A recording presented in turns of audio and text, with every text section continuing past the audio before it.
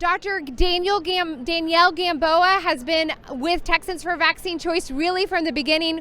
We're so honored to have our medical professionals who have the courage to lock arms with us to stand with freedom.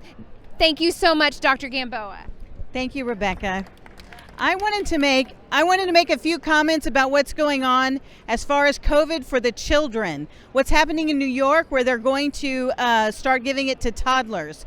The absolute only reason that the vaccine companies want to give this to children is to get the liability-free, 100% liability-free protection from the 1986 National Vaccine Injury Act. And that is why they're pushing it on the children. Less than 1,000 children, people under 18 and under, have died of COVID since the epidemic started in the entire United States. And those people had significant comorbidities or significant other illnesses as the reason of why they were sick and succumbed to COVID. And there is absolutely no reason for these children to accept medication that could potentially have some side effects. It is now established through the CDC website that the myocarditis is definitely a side effect, a possible side effect of the COVID vaccine, and is more common in the younger age group. There is no reason for these children to get this vaccine, and it is immoral for New York to go ahead and try and do this study on toddlers.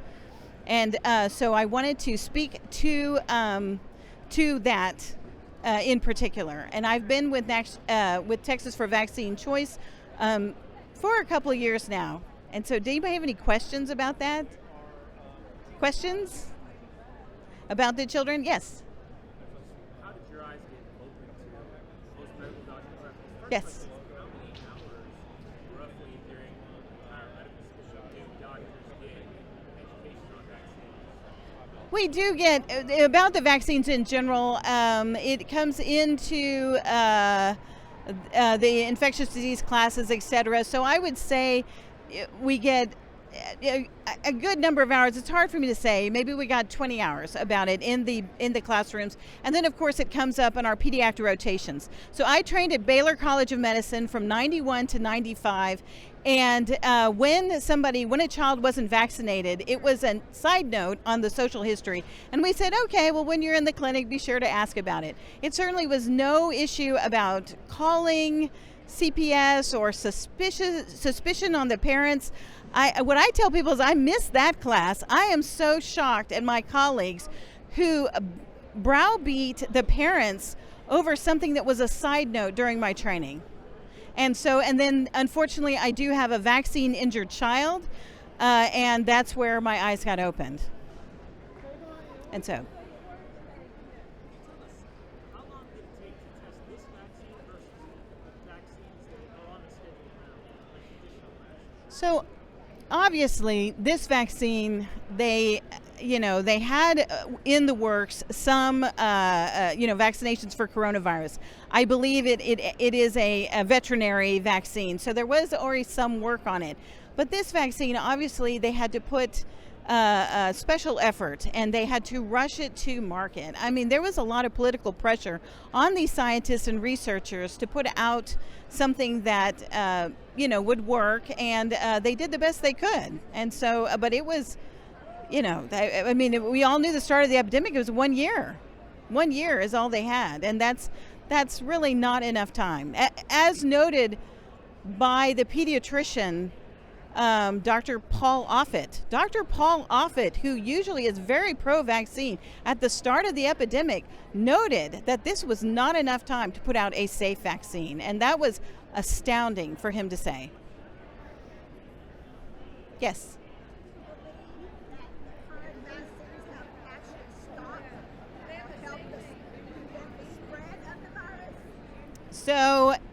So I have a small clinic, and in our clinic, we tried to keep we have no official numbers, so we're way too busy to start tracking things.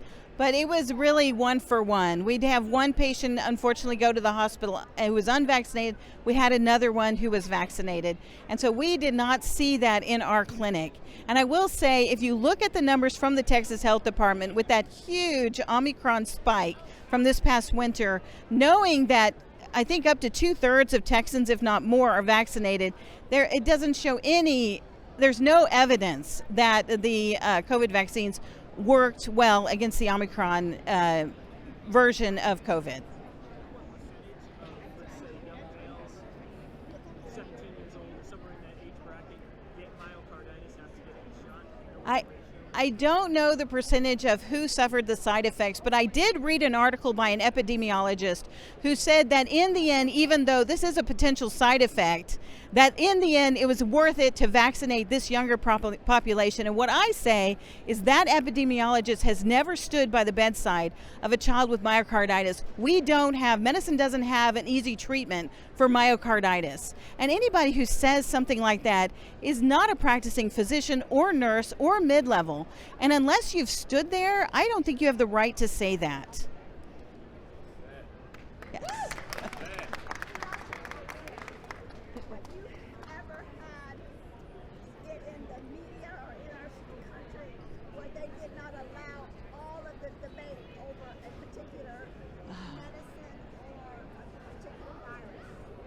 You're asking about have we ever had a debate? A debate over all of the sides of the issue, whether it's good, whether it's bad, or whether it's harmful. We have ever experienced that in your career, like you said, and close down the voices of the other side of the She's asking a great question. It's about censorship of medical data and about scientists getting together and debating it.